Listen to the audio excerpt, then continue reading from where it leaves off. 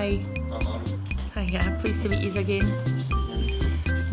What was the initial brief and how was it given? Okay, so I'm just going to speak to Aaron, just because it's instead of looking right in the camera.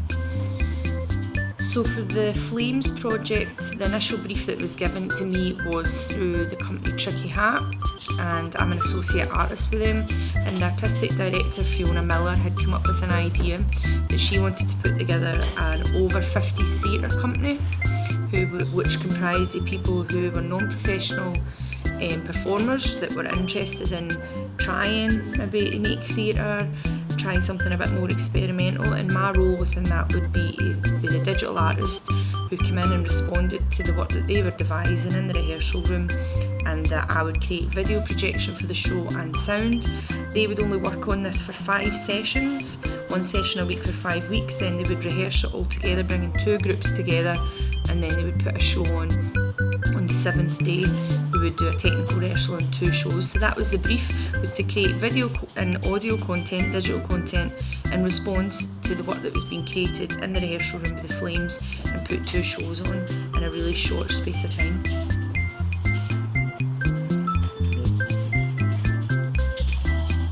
Is it on autofocus? Is this the problem?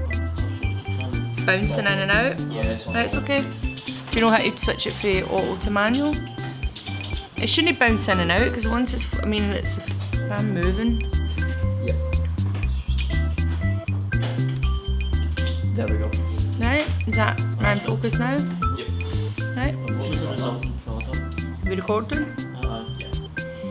Okay, so the resulting product from the brief of the Flames was that we put on successful shows of the Flames all over Scotland, and now we're taking that model to Japan, and we're going to be creating a piece of theatre with people who are over 50 in Japan. We're taking out 3 ambassadors, and I developed a style for the Flames where I work in black and white, high contrast images, and project that on during the performance, and we're going to take that style to Japan and work with a group of people there, as well as taking 3 ambassadors who are existing Scottish Flames that have been in multiple shows in Scotland. Did the client and the creative team come to an agreement? What was the product or service? What would it actually look, sound, and feel like? And what was the process? Okay, so quite early on, through discussions with the creative team at Tricky Hat, we developed a style that we've maintained throughout all of the Flames performances. It's important to us to maintain that because you can imagine with performers changing and venues changing, they are kind of variables that we're never quite sure about who's going to be in it and where it's going to be. But one thing we can settle on is we know we're going to have high contrast black and white images projected, we know we're going to have audio recordings of people's voices, and we know we're going to have live music. So early on in the process, we as a creative team agreed on how the performance would look and sound, even if we didn't know what material was going to be in it, like as in stories, and who would be performing in it and where. Were there any challenges during the process of negotiating? There was no challenges because I think when you collaborate with people in the creative industries, you need to be able to, even though you've come up with a good idea, you need to not have such a big ego that you can't let that go because it's just not right for the project now, and then you can put that in the back burner and you can maybe use it for a future project. So I think that we all worked well together and there was never any challenges. I think challenges only happen when you can't let go of something. So that was fine. Never had any problems. And also we constantly have a dialogue about what's happening, so there was never getting to the end of a process and there being a misunderstanding about what someone was creating or what they were expecting, because we're constantly talking about that along the way. That it? Yep. Felt short.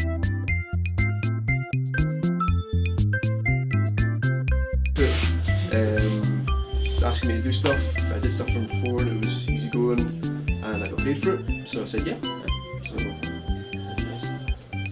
What was the initial brief and how was it kind of portrayed? he kind of portrayed it as a micro-budget horror film, which made me think that he didn't really want to pay me. So micro-budget means no money. Yes. Do you think? Unless it's like 10 pence or something. like really short kind of pay given Yeah. to all the people involved. Yeah, so, or like something for a charity or something like that. But I know the guy, I knew the guy fairly well, still do. And I knew he'd done like this a lot of professional stuff, like for films and stuff, so I was like, yeah, sure. So, yeah, it was email. Yeah, interesting. How did the client and creative team come to agree what the product would sound like?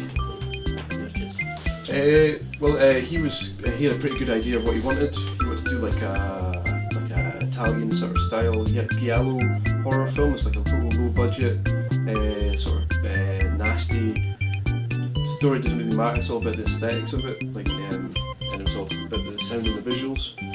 So that was his initial idea, and I think that's pretty much what happened. It took a while, but eventually became that. In terms of like, so he had expectations of what he wanted me to produce, and he had sent me an email saying, with examples, links to YouTube videos and stuff, and he's got a pretty eclectic taste in music, and so do I, so he's kind of bounced back and forth. It was just like a ongoing email sort of chain of stuff, and eventually I sent him some examples, and he just got back to me saying, no, that sounds pretty good, more fuzz on the bass or things like that, you know, so. Yeah. Were there any challenges during the process? Yeah, definitely. I had challenges with like, I realised at one point I got a cut of the movie and some of the stuff wasn't really gelling with the visuals, and I didn't know how it was going to end because it was like they were editing it as they go. Didn't really have like a definitive plan of what the actual story. So it was kind of like it was a bit scatty. So I was getting cuts of stuff and I was putting music onto it, and there was a bit of it wasn't really mixing that well. So eventually I figured it out, and I got like a better cut of the movie, and I realised I had to think about themes. In soundtracks you have to have like motifs for like different things, like the bad guy, for example. Bad guy enters, like think about Star Wars when Darth Vader comes Yeah, in. it's got the Imperial March in the background. Yep, that's a classic motif. So I had to think about that for different characters, and try to. It's quite hard to like do the emotional bit of a movie. If you know what I mean? You don't want it to be too cheesy, but you don't want it to be too like nihilistic. You don't care about this person getting killed or whatever. So yeah, some challenges. Was the last one? Yeah, of the last one. Was there any aspects of the brief of the product that had to be reconsidered? There was one bit where he wanted a singer on a tune. There was one bit where he wanted like a psych guitar solo, which I did because that's cool. But yeah, there was a few bits where like I would send stuff and it was considered it, and then come back to me and say, "Don't want that," or things like that. So it was quite a collaborative process. I don't know if you guys have actually made stuff with other people, school or anything like that, where you have to like just you and them just making something. Yeah, I made a few things with Taylor. Right, okay. So you have to have like a bit of an understanding of like what the like you've got a picture in your head what it is that you're trying to make, and you're trying to get to it. But yeah, what was the good question again? Have I gone off topic? Yeah, what was the aspects of the brief of the product that had to be reconsidered? Yeah, when the film came out, and I went through all sorts of film festivals and things like that. It had to be reconsidered for like to actually release the soundtrack as well, because there was nearly 4 hours of music or sounds that had to be distilled into like something that could be put on a vinyl, just like 20 minutes per side. Yeah. So that's a lot of like nah. So that's maybe a good example of things being reconsidered for a product. Thank you very much. Oh, it's my pleasure. Anytime.